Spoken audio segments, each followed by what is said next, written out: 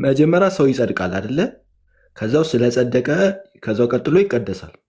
ዳግም የሚወለደው መቼ ነው? ሲጸድቅ ነው ዳግም የሚወለደው ወይስ ሲቀደስ ነው ዳግም የሚወለደው? መቼ ሲጸድቅ መጀመሪያ እንደሆነ ኢንተርናሊ ፕሮሰሱን ካልከኝ ሊቀድም ሁሉ ይችላል፣ ግን በጸደቀበት መቅሰፍት ነው ሰው ዳግመኛ የሚወለደው። ስለዚህ መቀደስ መጽደቅ ነው ማለት ነው። ምን አልገባኝም ጥያቄ። መቀደስ መጽደቅ ይሆናል ዳግም የሚወለደው ሲጸድቅ ከሆነ። ያ መጀመሪያ ዳግም የተወለደ ሰው ብቻ ነው መቀደስ የሚችለው። ሰው መቀደስ አይችልም። ለዛ ነው ሰዎች መቀደስ ሲያቅታቸው የምታየው ዳግም ስላልተወለዱ ነው። መቀደስ አይችሉም፣ ዝም ብለው ነው የሚለፉ። አይ አልተረዳኸውም ማለት ነው። ስለዚህ ዲክላሬሽን የሚሆነው ጽድቅ ብቻ ሳይሆን ቅድስናም ነው። ያ ቅድስናም ያ ተቀድሳችኋል ይላል። እሱንም ስለዚህ ጽድቅ ብቻ ሳይሆን ቅድስናም ፎሬንሲክ ነው ማለት ነው። በእግዚአብሔር ፊት የኛ ጽድቅ የኛ ቅድስና የመርገም ጨርቅ ነው ሁሉ ይላል። በእግዚአብሔር ፊት የኛ ቅድስና አሁን የምናደርገው እኛ የምናውቀው በፕሮቴስታንት ጽድቅ ነው ዲክላሬሽን ፎሬንሲክ የሚባለው። ቅድስና ደግሞ መሆን ነው፣ በትራንስፎርሜሽን ነው፣ በመንፈስ ቅዱስ ምናምን ተብሎ ነው የሚነገረው። ስለዚህ በአንተ አስተምሮ ጽድቅም ቅድስናም ፎሬንሲክ ነው ማለት ነው፣ ዲክላሬሽን ነው። እስቲ ዕብራውያን 10:10 አውጥተህ ታነብልኛለህ? እና ዕብራውያን 10:10 መጀመሪያ ስቴትመንትህን ንገረኝ ወደ ጥቅስ ከመሄድ በፊት። መቀደስ ዲክላሬሽን ነው ፎሬንሲክ ነው? መቀደስ ሁለቱም ነው። በእግዚአብሔር ፊት ያለው ቅድስና፣ በእግዚአብሔር ፊት የምናገኘው ቅድስና ወይ ቅዱስ ተብለን የምንጠራው ዲክላሬሽን ነው። ኦልሬዲ የሆነ ነው፣ ቅዱስ ተብለን እንጠራለን። አሁን ስንሰራ በምንሰራው ስራ በእግዚአብሔር ፊት ቅዱስም አያሰኘኝም፣ ምንም አያሰኘንም። የእግዚአብሔር ግን የልጁን መልክ እንድንመስል ግን ይቀርጸናል፣ ይቀይረናል፣ ይቀርጸናል። ስለተቀደስን የሚሆን ነው እሱ ራሱ በእግዚአብሔር ፊት። መክበርስ ዲክላሬሽን ነው? በእግዚአብሔር ፊት ፍጹማን ነን። መክበርስ ዲክላሬሽን ነው? መክበር ደግሞ ከመቅስበት ዲክላሬሽን ነው የሚሆነው፣ ግን እሱ በክርስቶስ መገለጥ ነው ከመቅስበት። ስለዚህ ጽድቅም ቅድስናም መክበርም ሶስቱም ፎሬንሲክ ዲክላሬሽን ናቸው። መሀል ላይ ያለው ይኸውልህ፣ መሀል ላይ ያለውን በዛ ብቻ ነው ብላ ትውሰደው። ቀደም እንዳልኩ ዲክላሬሽንም ነው። ዲክላሬሽን ብቻ አድርጎትም አልተወውም። እኛንም የእውነትም እንደ እግዚአብሔር እንድንሆን ልክ የእሱን መልክ እንዲኖረን ይቀድሰናል ማለት ነው። ዕለት ዕለት ቀን በቀን ኃጢአት የማንሰራ እሱን የምንመስል ሰው አድርጎ ይሰራናል። መጀመሪያ የሚድነው መንፈሳችን ነው አልክ። የስ ኤግዛክትሊ። የተጎዳው መንፈሳችን ብቻ ነው እንደ መዳን የሚያስፈልገው? ሶስቱ ማንነት ተበላሽቷል። ሶስቱ ማንነት ነው መዳን ያለበት የሰው እና መጀመሪያ መንፈሳችን ብቻ ከዳነ ሌሎቹ ሳይድኑ እንዴት ድነናል ይባላል? ያ አይሜን እንግዲህ ማለት አለብን ማለት የለብንም አርጊው ልናደርግ ይችላል። ችግር የለብኝም ብንልም ባንልም። እኔ ዋናው ግን መጽሐፍ አንተ ነው የምትለው፣ እኛማ አንልም። እኔ ሳልሆን መጽሐፍ ቅዱስ ድናችኋል ይላል።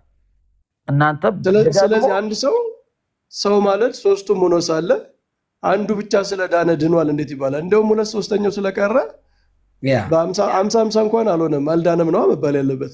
ጥሩ እሱን ልመልስ። ጥሩ ለምን ድኗል ይባላል መሰለህ?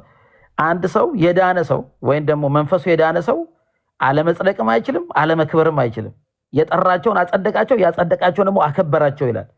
ስለዚህ ኢትስ ምንም የታይም ጉዳይ ነው፣ የሂደት ጉዳይ ነው እንጂ ድነዋል አልቋል ብትለው ምንም እንትን የሚል ጉዳይ አይደለም። መጽሐፍ ቅዱስ ግን በኃላፊም ጊዜ በፕሬዘንት ጊዜ በፊውቸርም ያስቀምጣል። ግን የጠራቸውን እነሱን አጸደቃቸው፣ ያጸደቃቸውን አከበራቸው ይላል። የጸደቁ ሰዎች ይከብራሉ። ኦኬ። በእግዚአብሔር ቁጣ ውስጥ ያለው የሰው መንፈሱ ብቻ ነው ወይስ ነፍሱም ነው ወይስ ስጋውም ነው? አሁን ተባብለናል። እሱ ሁለንተናው ተበላሽቷል። የሰው ልጅ በአዳም ውድቀት ምክንያት ሁለንተናው ሙት ሆኗል። ስለዚህ መንፈሱ ብቻ ከሆነ የጸደቀው ነፍሱና ስጋው በእግዚአብሔር ቁጣ ስር ነው ማለት ነው አይደል? ገና በእግዚአብሔር ቁጣ ስር ስላልሆነ ቅድም ያልኩት ነው። ዲክላሬሽን የምንለው የሰው ልጅ በጸደቀበት ማግስት የእግዚአብሔር ልጅ ይሆናል። ፖዚሽናሊ መንፈሱ ብቻ ነው ዳናል። መንፈሱ ብቻ ነው እኮ ዲክላር የተደረገለት አይደል? አይደለም። ይኸውልህ እሱን እኮ ነው የምልህ። መንፈሱ ሲድን ዳግም ሲወለድ የእግዚአብሔር ልጅ ተብሎ ይጠራል። ዘሩ ይቀየራል፣ የእግዚአብሔር ልጅ ይሆናል። ስለዚህ በእግዚአብሔር ፊት ቅዱስ ነው ተብሎ ዲክሌር ይደረጋል። ተቀድሷል። መንፈሱ ነው አልካ። እሱን እኮ ነው አሜን። ዳነ የሚባለው ለመንፈሱ ብቻ ነው ስላልክ እኮ ነው። መንፈሱ ብቻ ነው እንደ ሰው እግዚአብሔርን ያስቀየመው። እሱን እኮ ነው አሁን አፕሊኬሽን ላይ እግዚአብሔር የማዳን ስራ ወርካውቱ ከውስጥ ወደ ውጭ የሚወጣ ነው። እግዚአብሔር ከውስጥ ወደ ውጭ ይወጣል። አጀማመሩ የእግዚአብሔር ፕሮሰስ ሂደታዊ አድርጎታል። ሂደታዊ ሲያደርገው ከመንፈሳችን ጀምሮ ነፍሳችን እያዳነ ስጋችንንም ሲመጣ ያድነዋል። እዚህ ፕሮሰስ ውስጥ ለመግባት ግን ሰው ዳግም መወለድ የእግዚአብሔር ልጅ ተብሎ ሊጠራ ይገባል። የእግዚአብሔር ዘር መንፈስ በውስጡ ሊገባ ይችላል። በክርስቶስ ውስጥ ሆኖ ነው ይሄ ነገር የሚሆነው። ኦልሬዲ ፕሮሚሲንግ ነው። አንዳንዱ ኦልሬዲ ተስፋችን ውስጥ ነን፣ ዳግም ተወልደናል፣ የእግዚአብሔር መንግስት ውስጥ ነን፣ እየኖርን ነው። ደግሞ ግን አላለቀም። ምንጠብቀው ደግሞ ተስፋ አለን። ስለዚህ አንድ ሰው ልክ ወዲያው በጸደቀበት ሰዓት ወንድሜ፣ አሁን ወዲያው በጸደቀበት ሰዓት መንፈሱ ድኗል፣ ነፍሱና ስጋው አልዳነም። ስለዚህ ወደ እግዚአብሔር ፊት ቢቀርብ ቢጠራ 2/3 ያልዳነ 1/3 የዳነ ነው ማለት ነው። በጣም ጥሩ ነገር ነው ያነሳው። ለዛ ነው በእግዚአብሔር ፊት የሚቀርበው ሰው በማንነቱ ሳይሆን በክርስቶስ ኢየሱስ ስለሆነ ነው ቅዱስ ነው ተብሎ ይጠራል ያልኩ። የሚቀርበው በእግዚአብሔር ፊት ቅዱስ ተብሏል። ዳግም በተወለደ ጊዜ ቅድስናን አግኝቷል። ኢየሱስ ክርስቶስ ሙሉ በሙሉ ተቀባይነት አግኝቷል በእግዚአብሔር ፊት። አንተ ስትሞት ክርስቶስ ነው በእግዚአብሔር ፊት የሚቆመው። እኔ አንተ ስሞት ኢየሱስ ክርስቶስ ነው በእግዚአብሔር ፊት የሚቆመው። ምን ስሞት? አሁን ራሱ እኔ በክርስቶስ ኢየሱስ ተሰውሬያለሁ፣ በክርስቶስ ኢየሱስ ላሉት ኩነኔ የለባቸውም ይላል። ግን ሞትክ። ሳልሞት አሁን ራሱ ለምን አትለኝም? እስክሞት ምን ያስጠብቃል?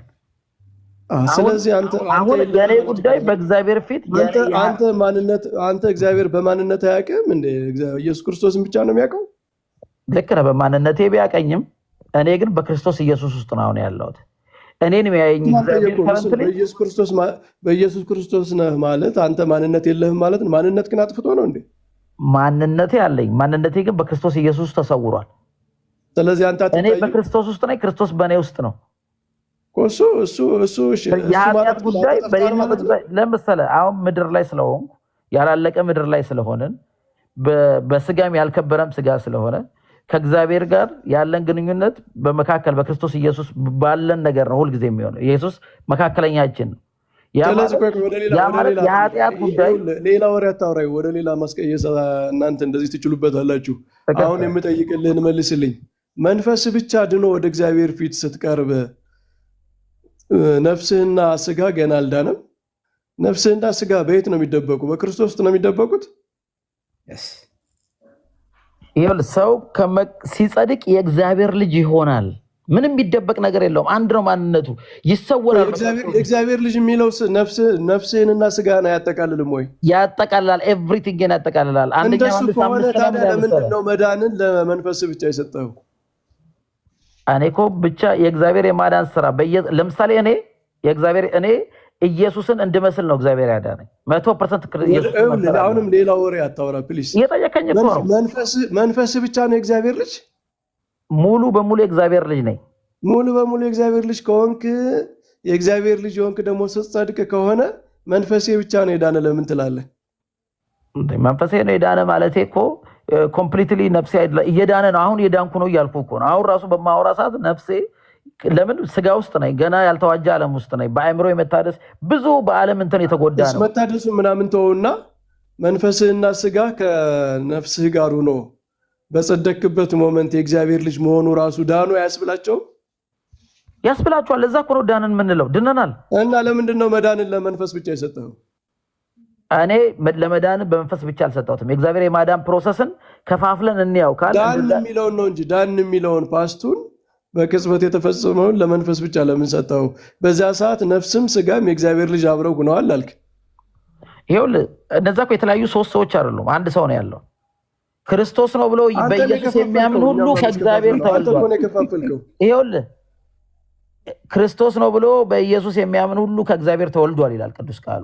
የእግዚአብሔር ዘር ነው፣ የእግዚአብሔር ልጅ ነው፣ ቅዱስ ነው ልክ እንደ እግዚአብሔር። እኔ አሁን ለምሳሌ ብትጠይቀኝ ልክ ፐርፌክትሊ 100% እንደ እግዚአብሔር ነው ወይ? ለዚህ አልጨረስኩም። አሁንም ወደ ሌላ አትሂድብኝ ፕሊስ። እሱን እናውቃለን። እሱም ግልጽ አይደለም ያንተ አጠያየቅ ብዬ ነው።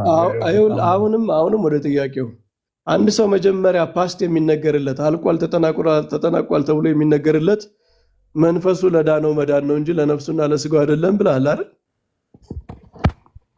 የሰው ልጅ እንደ ሰው ልጅ ፖዚሽናሊ በእግዚአብሔር ፊት ቅዱስ ሆኗል። እስከ መቼ ነው ቅዱስ የሆነው? እስከ ዘላለም። መንፈሱ ነው የዳነው። በፓስቴንስ የሚነገረው ለመንፈሱ ነው ወይስ ለነፍሱም ለስጋውም ነው? እሱ ከኛ ሳይድ ያለውን ጉዳይ ነው። ባይዘበ ይሄን የምናወራ ያለው መጽሐፍ ቅዱስ በአላፊ ጊዜ በአሁን ጊዜ በፊውቸር ታይም አድርጎ ያስቀምጣል። ያን ለመግለጽ ነው የጠቀምነው እንጂ መሰናክል ከሆነብህ እለፈው። ለመረዳት ካልሆነ የተነገረው ምንድን ነው የዳነው? እሱን እኮ ነው የምልህ። እሱ መሰናክል ከሆነብት ብትተው ይሻላል።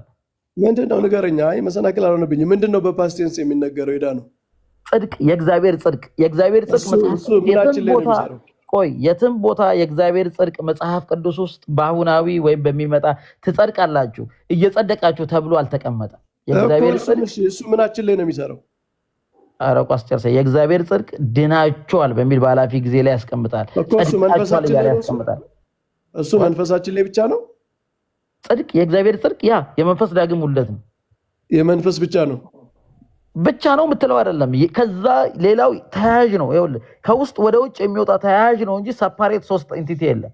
ያ ስለዳነ ሰው መንፈሱ ስለተወለደ፣ ስለዚህ የጸደቀው ምናችን ነው? መንፈሳችን ብቻ ነው ወይስ ነፍሳችንም ስጋችንም አብሮ ነው? ይኸውልህ ሰው ነው የጸደቀው። ሰው ገብተን ግን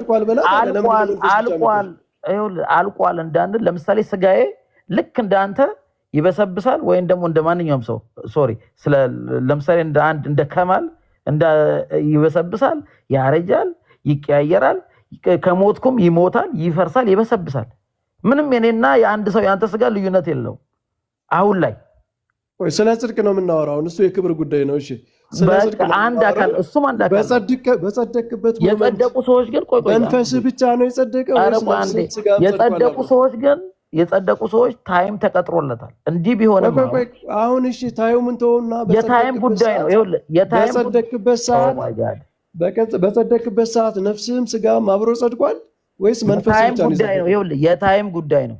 በታይም ነው የሚገለጸው እንጂ ስለዚህ በታይም ነው። ጽድቅም ገና አለ የሚጠበቅ ጽድቅ።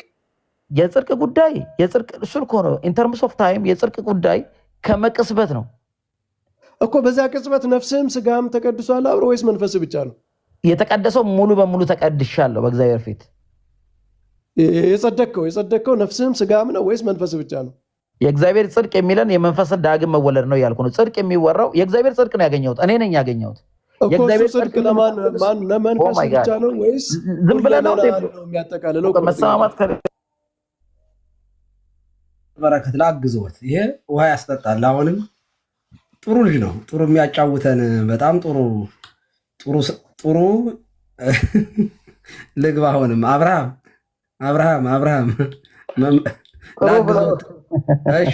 ጥሩ ልጅ ነህ። በቃ አሁን የምጠይቅህን በጣም ደስ የሚለኝ ከሄሉ ያንተ የተሻለው የሆነው ምንድን ነው?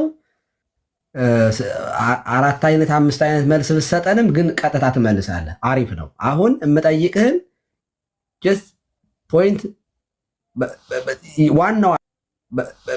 ዋናዋን ነው የምትነግረኝ። እንዲገባኝ አታወሳስብብኝ። እሺ ድህነት ቅጽበታዊ ነው አይደለም? ድህነት ከውስጥ ወደ ውጭ የሚሆን ጊዜ የሚወስድ ሁለንተናዊ ሂደት ነው። ጥያቄን ሰምተኛል? ድህነት ቅጽበታዊ ነው አይደለም? በጠቅላላ ካየነው በቅጽበታዊ አይደለም፣ ሙሉ በሙሉ ካየነው ግን ቅጽበታዊ የሆኑ ነገሮችም አሉ ድህነት ውስጥ። ነውም አይደለምም ነው መልሱ። ለዛ ነው ግራ ይገባኝ ለመለስ ግልጽ ለማድረግ አንደርስታንድ አድርገውኛል። አይ እኔማ በቃ ለማድረግ እየሞከርኩ ነው። ከቅድም ጀምሮ ወድጄሃለሁ በጣም። አሁን ይኸውልህ አብረሽ ማለት እርግጠኛ አይደለህም መዳንህን? እርግጠኛ ነኝ 100%። በጣም ጥሩ። ድህነት ቅጽበታዊ ነው ወይንስ ፕሮሰስ ነው? እንደ አጠቃላይ ካየነው ፕሮሰስ ነው።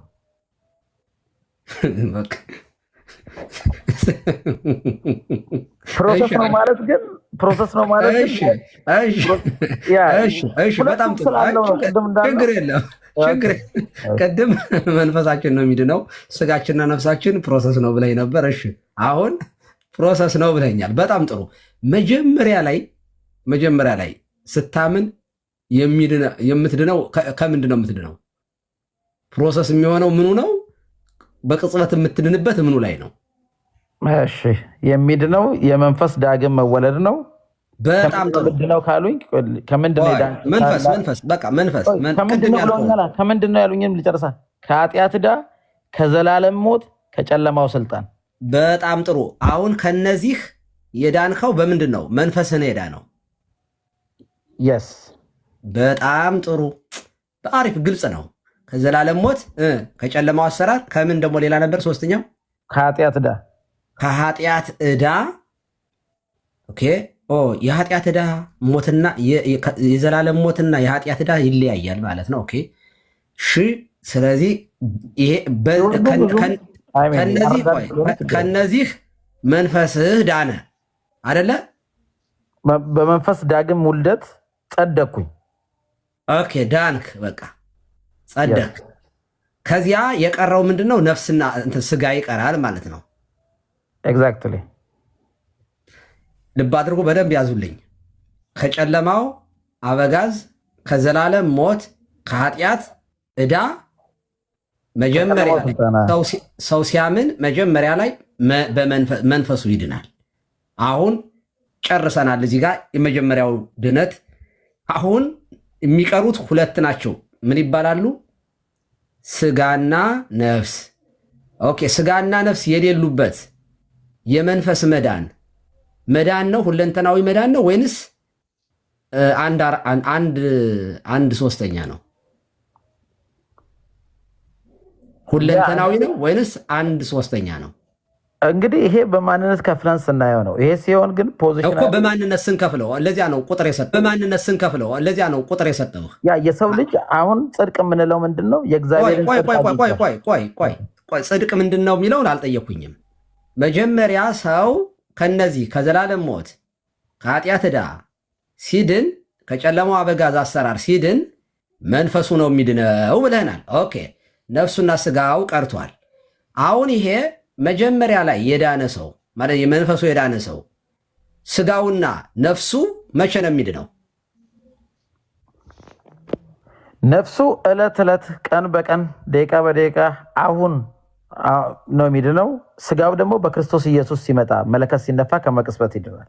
በጣም ጥሩ። አንድ ሰው በክርስቶስ አምኖ መንፈሱ ሲድን ወዲያው መንፈሱ ድኖ ቢሞት የዘላለም ሕይወትን ያገኛል። 100% እንዴ ስጋ እኮ ሰው በጣም ሳይሞት ነው የሚሞተው። ቆይ ነፍስና ስጋ አልዳኑም። ሰውየው ነፍሱና ስጋው አልዳኑም፣ መንፈሱ ድኗል። ኦኬ ይሄ መንፈሱ የዳነ ሰው ቢሞት ነፍሱና ስጋው ሳይድኑ ወደ ገነት ይገባል። ፖዚሽናሊ ቅድም ያልኮት ያ ነው። አሁን ለመረዳት የነፍስ መዳንን የአሁን ጊዜ ነው ያልኮት ነው። ፖዚሽናሊ ግን ቀይስዬ እንደ ሰው ያ ሰው የእግዚአብሔርን ጽድቅ ያገኘው በእግዚአብሔር ፊት አልቋል። 100% ጸድቋል። የእግዚአብሔር ገብቶኛል። አብርሽ ገብቶኛል። አብርሃም ይኸውልህ ገብቶኛል። ሰው ሲያምን በክርስቶስ አምኖ ሲያምን ምን ይሆናል? መንፈሱ ይድናል። ኦኬ መንፈሱ ዳንና ይሄ ሰውዬ ሞተ። የዘላለም ሕይወትን ማለት ይወርሳል 100%። ነፍሱና ስጋው ገና አልዳነም። ያ የታይም ጉዳይ ነው። መዳናቸው አይቀርም በሕይወት ቢኖርም። ከሞተ ገነት ከገባ በኋላ እዚያ ገብቶ ነው። ሌላ የአሁን ጊዜ ነው። ስለምንኖር እኮ ነው የነፍስ መታደስ አይደለም እየጠየቅኩ ያለሁት። በሕይወት ስለምንኖር እኮ ነው። ስለዚህ ነፍስና ስጋ ሰው መኖር ግዴታ መኖር አለበት። ሰው አምኖ መንፈሱ ድኖ ዕለቱን ቢሞት አሁን ስላለው ነው የምታወራ። በዚያን ቀን አሁን የምጠይቅህ ሰውየው መንፈሱ ዳንና ሞተ፣ ስጋው ቀርተዋል። ላሳጥርሎት ቄሲስ የጸደቁ ሁሉ የእግዚአብሔር ጽድቅ ያገኙ ሁሉ ይድናሉ። ያ ጽድቅማ የመንፈስ ነው። ቆይ እኔ አሁን የመንፈስ ነው። አሁን ነፍሱና ስጋው ግን አልጸደቁም፣ ገና ናቸው። እነሱ በፕሮሰስ ነው የሚድኑ ብለኸኛል። ያ የሚሆነው ለምንድን ነው? የነፍስ መዳን ዕለት ዕለት ሰው ስለሚኖር በዚህ ዓለም ሞተ እኮ ኦልሬዲ ሞተ። አሁን የማወራህ ስለ ነገ አይደለም። ነገማ የሌላ ጉዳይ ነው። የመዳን ቀን ዛሬ አይደለም። መጽሐፍ እንደሚለን የመዳን ቀን ዛሬ ነው። ነገ ምናምን ቀጠሮ አትያዝ። አሁን እየነገርኩህ ነው። አንተ በክርስቶስ አምነህ ልክ ስታምን የምትድነው በቅጽበት መንፈስህ ነው የሚድነው። ትክክል ነኝ አይደል? እንዳንተ ትምህርት ለምሳሌ እኔ አሁን ብሞት ለምሳሌ አትበለኝ። ቆይ መንፈስህ ዳነ በዚህ ሰዓት ላይ በዚህ ኦኬ፣ የመዳን ቀን ዛሬ ነው። ያ ደግሞ የመዳን ቀን ለአንተ መቼ ነው? ምንህ ነው? መንፈስህ መዳኑ ነው። ነፍስና ስጋህ ገና ሌላ ጊዜ ነው። ሞትክ። አሁን ገነት የዘላለም ሕይወትን ወርሳለሁ ብለኛል። ያልዳነው ስጋህና ነፍስህ፣ ያልተቤዠው ስጋና ነፍስህ፣ ገና ፕሮሰስ የሚጠብቀው ስጋና ነፍስህ ኦኬ፣ በቅጽበት የማይድነው ስጋና ነፍስህ እንዴት ነው ሳይድን ገነት የሚገባው? መልካም የስጋ መዳን ሲጀመር ወይ በህይወት እያሉ ክርስቶስ መምጣት አለበት፣ ወይ በሞት ነው የሚድነው። መለከት ሲነፋ ነው የሚድነው።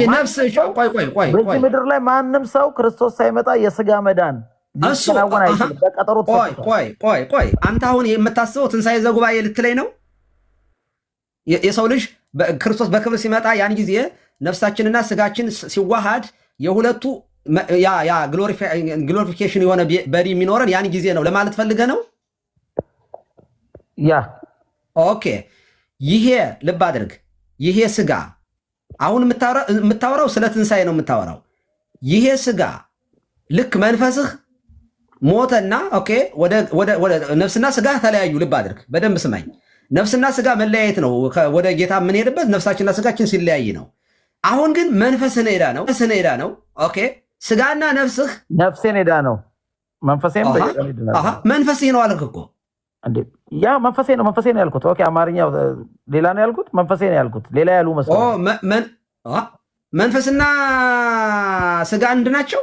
ኖ አይደለም፣ አንድ አይደለም። አይ ነፍስ ያሉ መስሎኝ ነው። ነፍስ ያሉ በቃ አመንክና መንፈስህ ዳነ። ስጋና ነፍስህ ገና ይቀራሉ። ኦኬ፣ ስለዚህ ስለሚቀሩ ነው ስትሄድ ወደ ጌታ። በነገራችን ላይ በመንፈስ ነው የምትሄደው፣ በነፍስ ጭምር ነው የምትሄደው። ገነት የምትገባው በነፍስህ ነው በመንፈስህ ነው ብቻ ነው። ስጋዬ ብቻ ሲቀር ነፍስህስ በደንብ ነው የሚገባው እንጂ ምንም የሰው ልጅ የተነጣጠለ ኮምፖነንት። ስለዚህ ስጋ ይቀራል። በነገራችን ላይ ስጋ ይቀራል። ስጋ ይቀራል። ስጋ መሬት ላይ ስለሆነ ብዙ ይሄን ያህል ባንከፋፍሎም ደስ ይላል። ቆይ አሁን ስጋህና መንፈስህና ነፍስህ ሲወል ሲገቡ የዳነ መንፈስ አለ፣ ያልዳነ ኦኬ ነፍስ ሆነው ሁለቱ ገነትን ይወርሳሉ። ኤግዛክትሊ ያልዳነ ነፍስ ቤዛነትን ያላገኘ የጸደቀ ሰው ሆኖ ያልዳነ አልጸደቀም። የሚጸድቀው ሰው በመንፈሱ ነው ብለሃል። ቆይ አብርሽ፣ እንዴ አሁንማ ተው እንጂ እንዴ፣ በጣም እያዳመጥኩ። ለምሳሌ የኔ ነፍስ አሁን ኤግዛምፕል ስጦት። ኦኬ፣ ቆይ ሰው የሚጸድቀው ሲያምን የሚጸድቀው በመንፈስ ነው ያልከው። በነፍሱና በስጋው ገና ፕሮሰስ ነው ይቆያል ብለሃል። ኦኬ፣ ሰውየው ግን ሞተና ሰውየው አዳምጥ። ቆይ ማምለጥ የለም እንደዚህማ አይሆንም። አየህ፣ በጣም ጨዋነትህን እኮ ነው እስካሁን ያቆየን እንጂ ሌላውማ መቼስ አንተ ደግሞ ውሃ እኮ እኔም አሁን ደግሞ ሌላ ሃይላንድ ላመጣ ነው። እሺ፣ አሁን ሰው በቅጽበት ነው የሚድነው ብሏል። ኦኬ፣ በቅጽበት ሰው የሚባለው በቅጽበት ይድናል አለ። እንግዲህ ሰው በቅጽበት የሚድነው ደግሞ ይሄ ሰው የተባለው ምኑ ነው? መንፈሱ ነው። ኦኬ፣ መንፈሱ ይድናል፣ ነፍስና ስጋው ግን ፕሮሰስ ነው ይቆያል አልክ። ኦኬ፣ ሰውየው ልክ እንዳመነ ዳነ። ከዚያ መንፈሱ እንደዳነ ሞተ። ከዚያ ምን አልክ? ስጋው ስለሚቆይ ኦኬ፣ ነፍሱና መንፈሱ ገነት ይገባሉ አልክ። ያልዳነ ስጋና ያልጸደቀ ስጋና ቤዛነትን ያላገኘ በቤዛነቱ ያልዳነ ያልተቤዠ ነፍስና ቤዛነትን የተቤዠ መንፈስ ሁለቱ ገነትን ይወርሳሉ ነው ጥያቄው። እንዴት ያልዳነ ነፍስ ገነት ይገባል ነው ጥያቄው። ያልጸደቀ ነፍስ እንዴት በምን ሁኔታ ነው ገነት የሚገባው? የክርስቶስ ቤዛ ያልሆነለት ነፍስ እንዴት ሊድን ይችላል? ልናገር? አዎ እንዴ ክርስቶስ ቤዛ የሆነው ለሁለንተናችን ነው። አንደኛ ልጨርስ አንዴ። ቤዛ የሆነው ለስጋችንም ለነፍሳችንም ለመንፈሳችንም ነው። ሂደቱ ላይ ይህንንስ አልቆይም። ቆይ ለሁለንተናችን? አዎ ቤዛነቱ ለሁለንተናችን ነው። ቤዛ ማለት ምን ማለት ነው? ምትክ ሞት የሞተልን ማለት ነው ኢየሱስ። ቤዛ ማለት ምንድን ነው? ቤዛ እኮ ማለት መድኃኒት ማሆን እኮ ማለት እኮ ነው።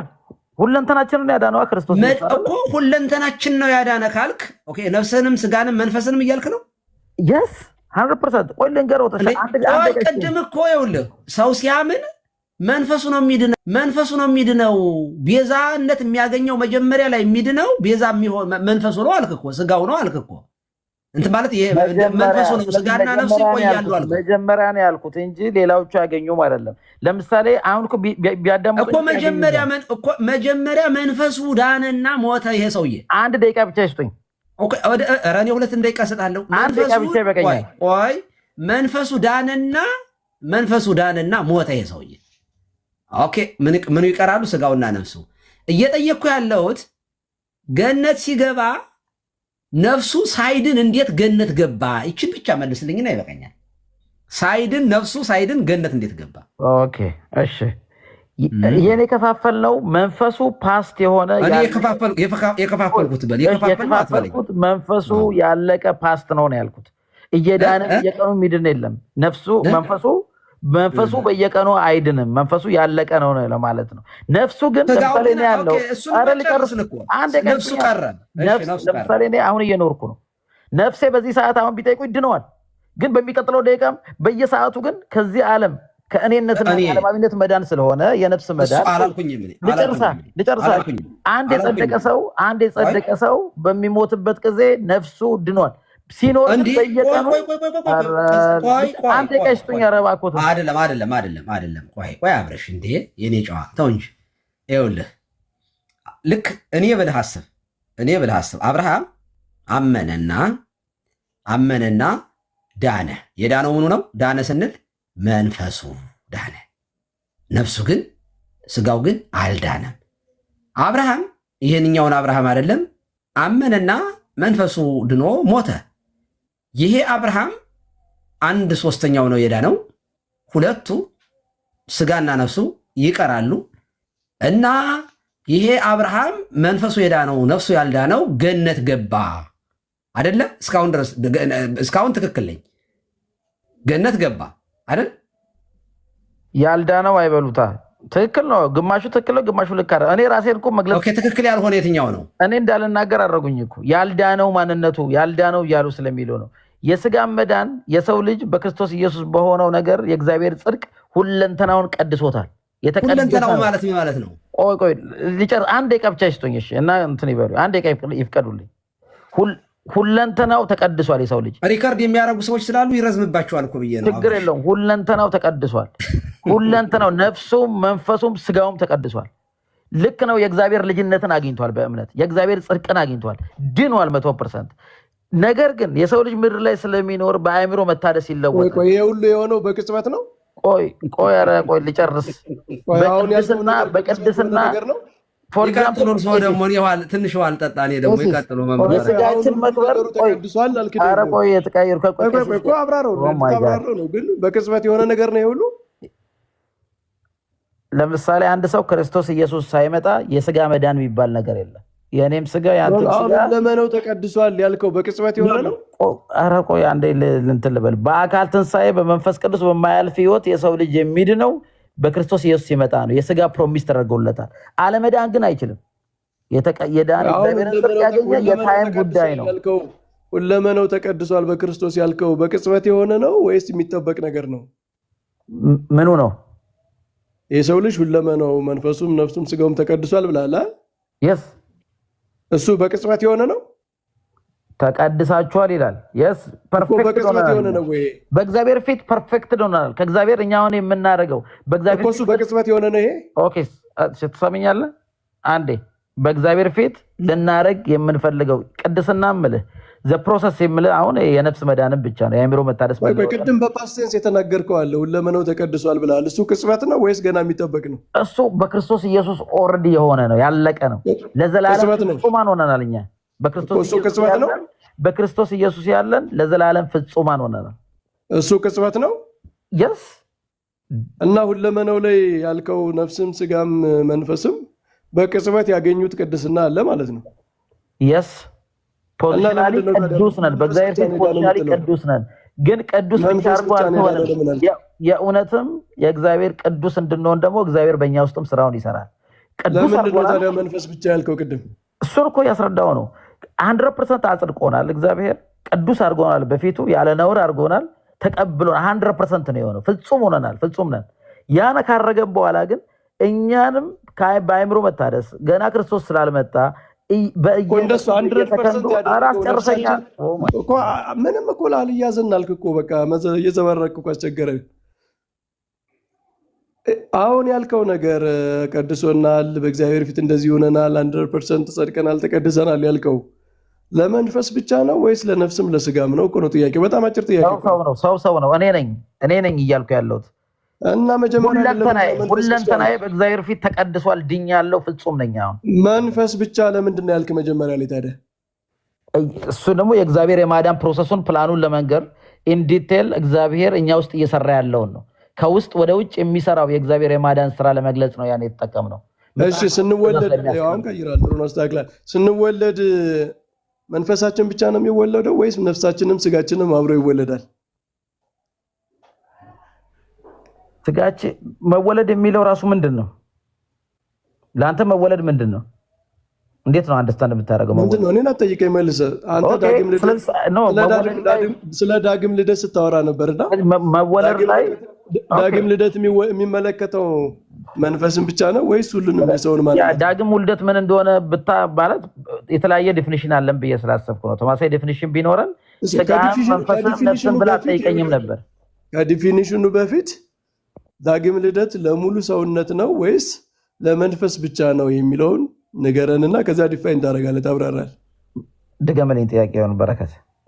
ዳግም ልደት የመንፈስ ብቻ ነው? ሰው መንፈሱ ብቻ ነው ዳግም የሚወለደው ወይስ ነፍሱም ስጋውን በአንድ ላይ ነው? እንደዛ ጥያቄው ራሱ ኢትስ ኮሬክት። ዳግም ውልደት ምንድን ነው ብለን ነው ልጠይቅ የሚገባው። ምን ማለት ነው ዳግም ውልደት? እንትናችን ስጋችን ምናምን ይወለዳል። ቢወለድ ስጋችን አሁን እንዴት ያረጃል? እንዴት እኔ የምጠይቀውን ጥያቄ አንተን እንደምታስተካክለው ጥያቄን አስተካክለ ነው እንደምትመልሰው። እኔ የጠየቁ ጥያቄ ዳግም ልደት የሰውን ሙሉ ማንነት ይመለከታል ወይስ መንፈስን ብቻ ነው እኮ ነው። ይመለከታል ከሆነ ጥሩ፣ ይመለከታል ከሆነ ሁለንተናውን ይመለከታል የሰው ልጅ። ስለዚህ ሰው በምልአት ነው የሚወለደው አይደል? ነፍሱም ስጋውም መንፈሱም በአንድ ላይ። ያ መወለድ ማለት ምን ማለት ነው? የሰው ልጅ በኃጢአትና በበደሉ ሙታን ነው፣ ከሞት ወደ ህይወት መመለስ ማለት ነው።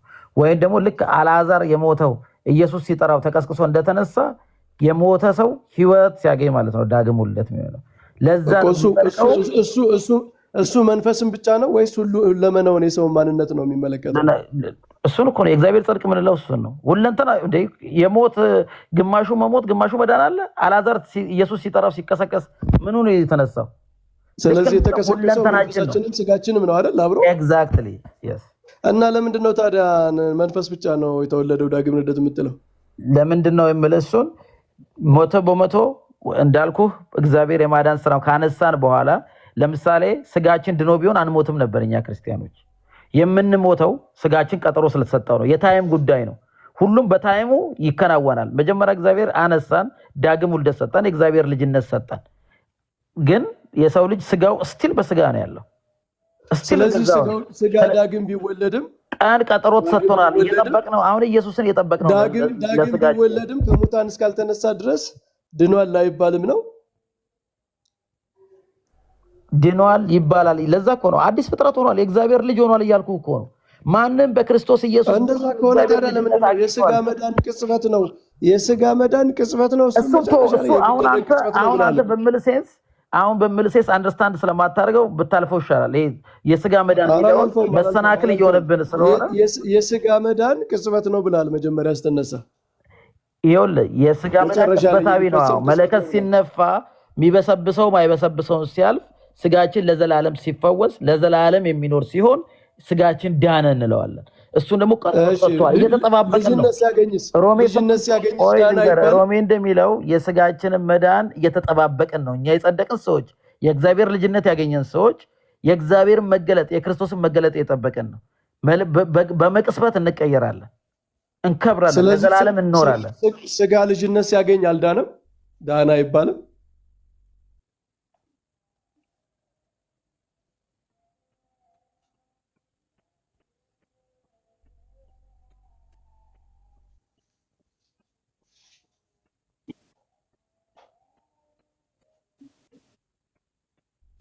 100% የእግዚአብሔርን ጽድቅ አግኝቻለሁ።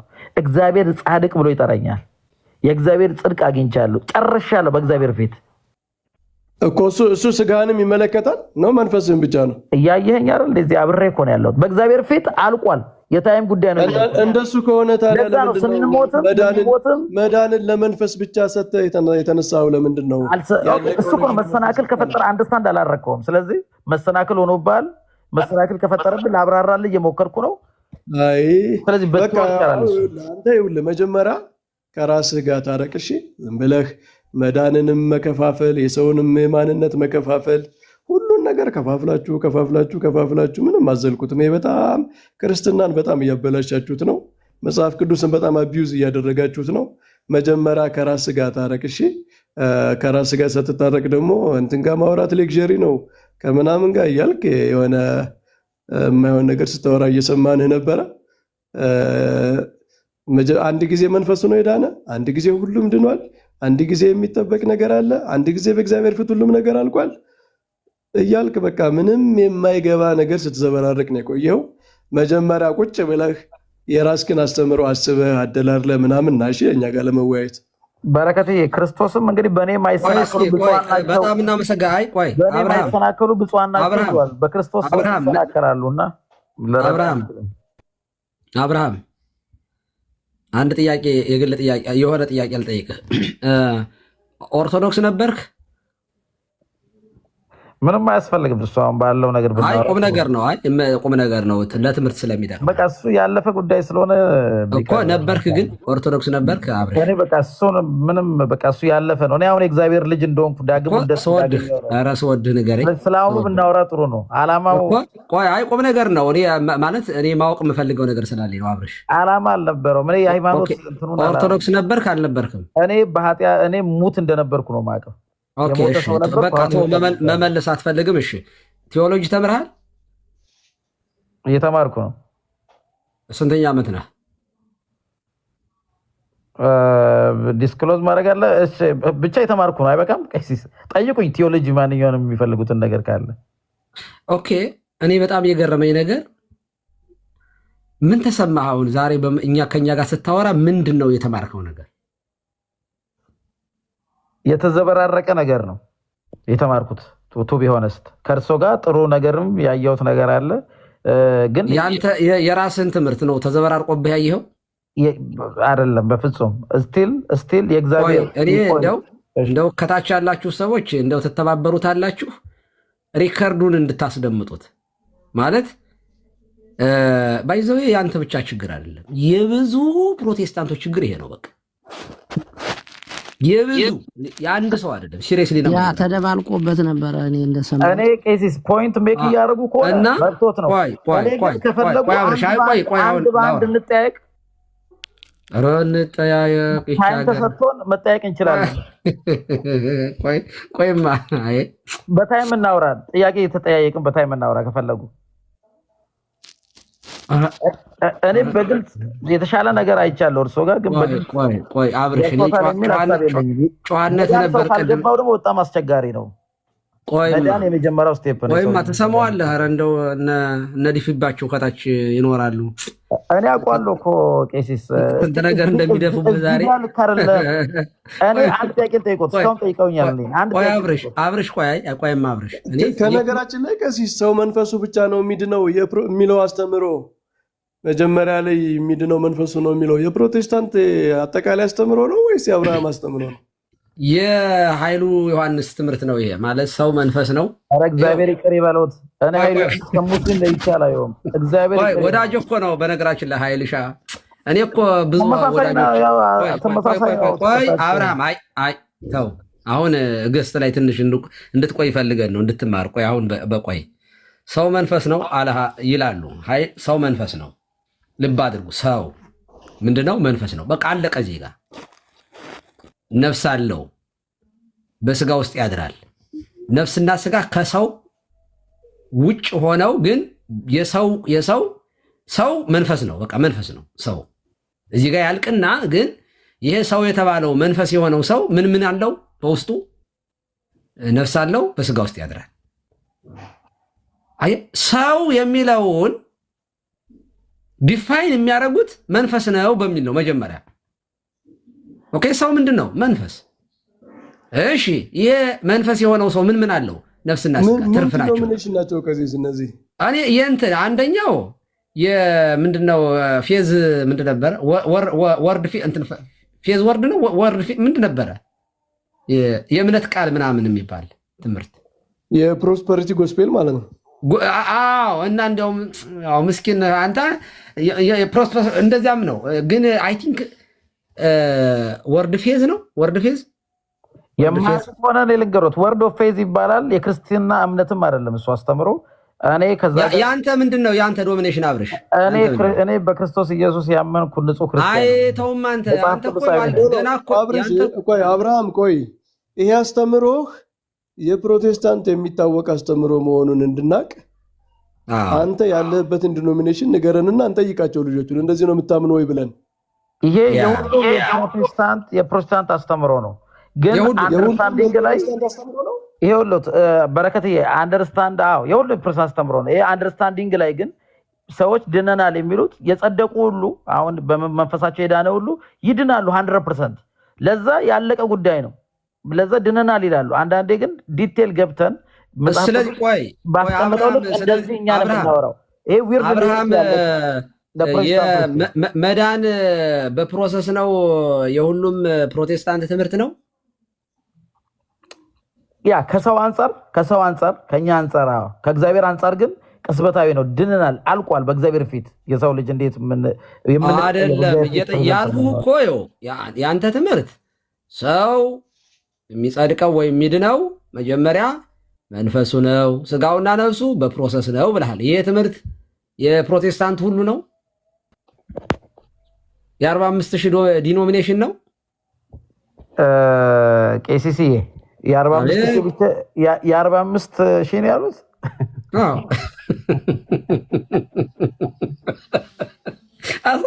እንዳሳየህ እንዴት 45,000 ዲኖሚኔሽን እንደሆናቸው አታውቀውም? እንዴ አብረሽ?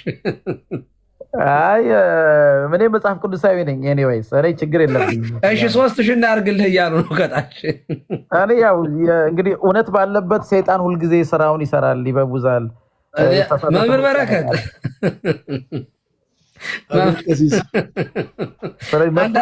ይፈቀድልናል አንዳንድ ጊዜ እንድስቅ እንደ ይፈቀዳል እንደው ትንሽ ጥሩ ነው ያስፈልጋለን። በጣም ከባድ ነው ግን በእውነት እውነቴን ነው። እንደዚህ እስኪ እንጠይቃቸዋለን። ቆይ ሌሎችንም እንጠይቃቸዋለን። እስኪ ቀሲስ የፕሮቴስታንት አስተምሮ ነው ወይ ብለን። አይ ኤቢ እንኳን መርጌታው ሳያስተምሩት አልቀሩም። መርጌታው ቀሲስ ግን የእግዚአብሔር ጽድቅ ላይ ትንሽ ቢነግሩኝ ደስ ይለኝ ነበር። አይ ኧረ እንደው እኔስ ተው ይበቃናል። ኦቨርሎድ ነው ዛሬ። በደንብ አዳም አለህ። አዳም የማታመጣው ጉድ የለህ። አዳም አባታችን ቀሲስ መንፈስዎትን በደንብ ይጠብቁ። ሌላው ሁሉ ወደው ገብስ ነው ተብለ። ኧረ እንዴ ስጋና ነፍስ አይጠቅምም። መጣች እኮ ያችን ፋቄ የእነማን ነበረች? ማን ነው? ስጋ አይጠቅምም፣ ስጋ አይጠቅምም። መጣች እኮ ተዟዙራ። እንዳው ምንፍቅና አዲስ ምንፍቅና የለም። ያው አብርሃም ድነት ይታጣል ብለህ ታምናለህ? ሊታጣ ይችላል ብለህ ታምናለህ? እግዚአብሔር ያዳነን ያጸደቀን እኮ ሊያድነን ነው። ዝም ብሎ አይደለም። ያጸደቀን ጎል አለው፣ ፕላን አለው፣ አላማ አለው። እሱ ደግሞ እስከ መጨረሻው የዘላለም ሕይወትን ሊሰጠን ነው ያዳነው። የጀመሪያው ራሱ ለፕላን ለመጨረሻው ነው። ይታጣል ብሎ የሚያምኑት በጣም ነው የሚያስቀኝ። እግዚአብሔር ለምንድን ነው ያዳነን? መጀመሪያ ያዳነን በአላማ ነው። አሪፍ ቶፒክ ደግሞ ተጀመረ። እሺ እግዚአብሔር ያዳነን የዘላለም ሕይወትን ሊሰጠን በፕላንና በእቅር ነው ያዳነን። ይሄ የሁሉም የፕሮቴስታንት አስተምሮ ነው የተወሰኑት ነው?